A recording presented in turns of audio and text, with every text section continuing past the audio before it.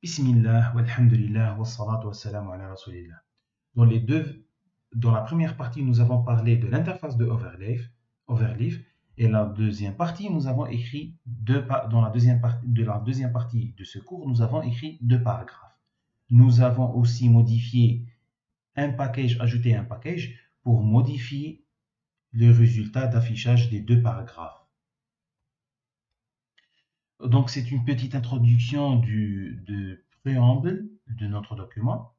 Nous avons aussi vu qu'il y a déjà un point 1 ajouté à log and output files qu'on essaiera d'expliquer rapidement.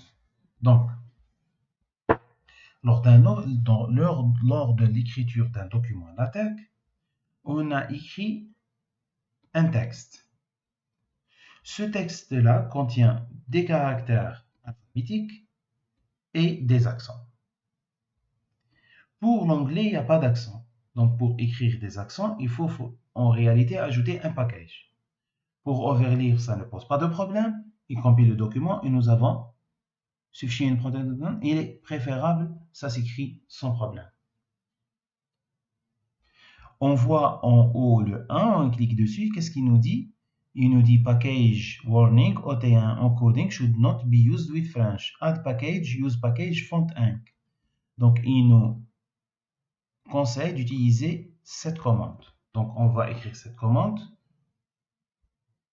au début de notre document.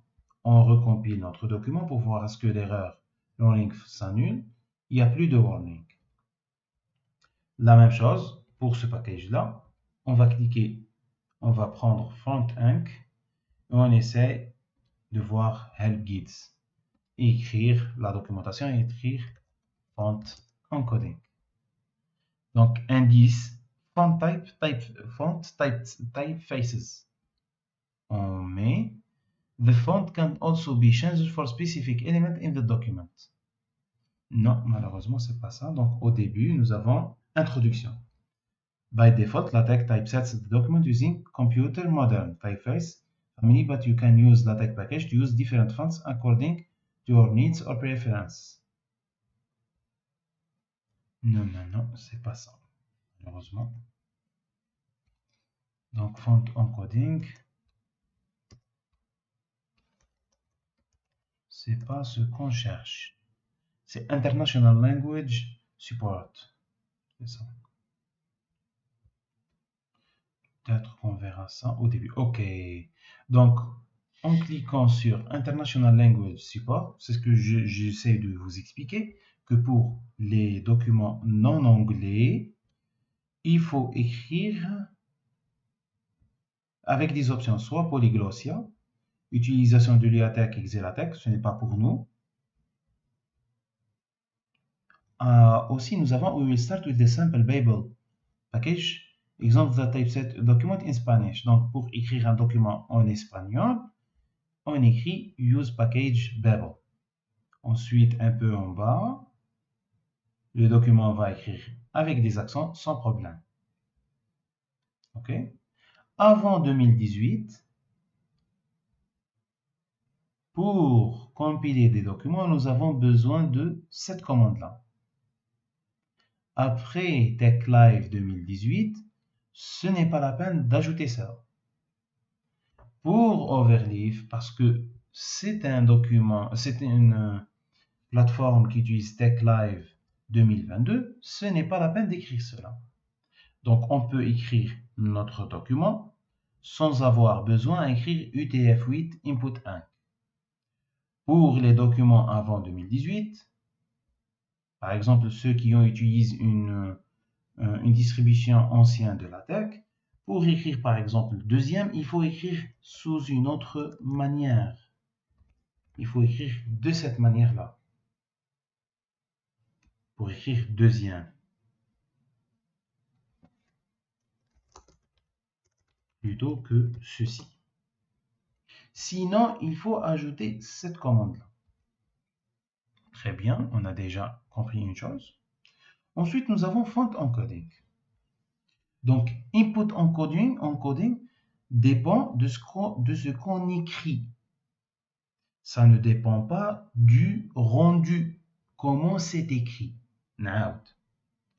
Input ماذا نكتب في الدوكيومنت تاعك في الملف تاعك وليس ماذا تكون النتيجة. لرؤية النتيجة نستعمل font encoding. Pour voir les résultats dans le fichier PDF, on utilise font encoding. Donc ici, qu'est-ce qu'il nous dit? Pour assurer, donc déjà c'est un document en anglais, donc on peut le traduire rapidement en français pour ceux qui ne connaissent pas. Donc translate, on écrit le document en anglais et on le traduit en français, par exemple. Pour assurer que LaTeX peut composer votre document, vous devez utiliser des polices qui ont les formes de caractères requises pour compiler les langages utilisés. Qu'est-ce que cela veut dire? Cela veut dire qu'il y a certains fonts qui ne prennent pas en charge les accents, par exemple, ou ne prennent pas en charge les glyphes, par exemple, le chinois. Exemple.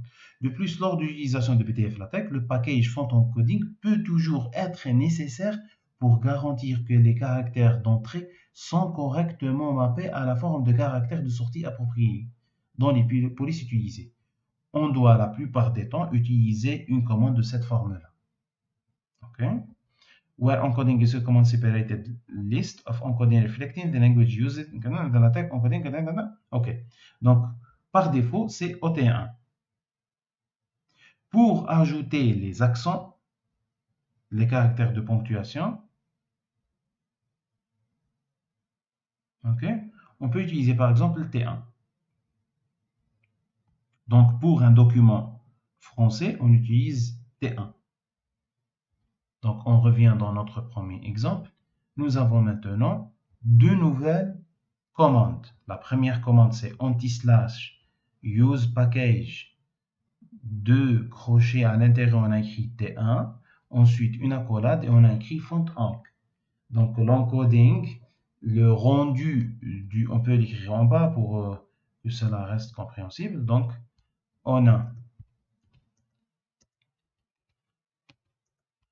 font encoding pour dire que je veux que le résultat prenne en charge les caractères qui ne sont pas seulement des caractères alphabétiques, mais qui contiennent des accents.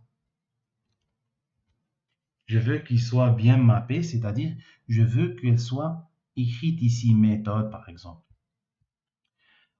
Aussi, nous avons input encoding pour dire que ce document est écrit en UTF-8, c'est-à-dire il contient peut-être même l'arabe. وهذا اسمي. عبد الرزاق سواح. Donc, إذا كان يتكون فيه العربية مثلا, on utilise UTF-8. Donc, la plupart des documents LaTeX avant 2018 doivent contenir ces deux lignes.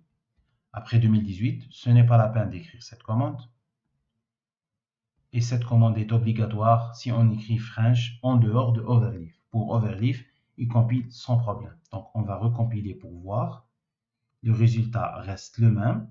Par contre, notre document est accepté pour les versions antérieures de TextLive. OK?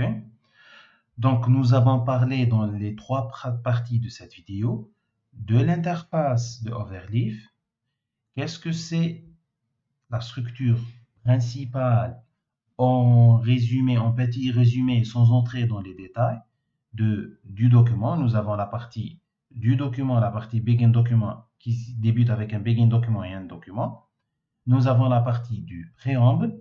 Dans cette partie, nous avons le titre, la date et l'auteur du document. Nous avons aussi d'autres lignes qui changent le rendu du document dans le fichier PDF. Nous remarquons que pour changer la typographie ou les règles de typographie pour la langue française, il faut écrire Babel entre accolades et entre crochets French avant Babel avec la commande use package. Dans la prochaine vidéo, Inch'Allah, je vais expliquer rapidement ce que c'est les commandes principales de LaTeX et les mots-clés, et les caractères réservés. Wassalamu alaikum wa rahmatullahi wa barakatuh.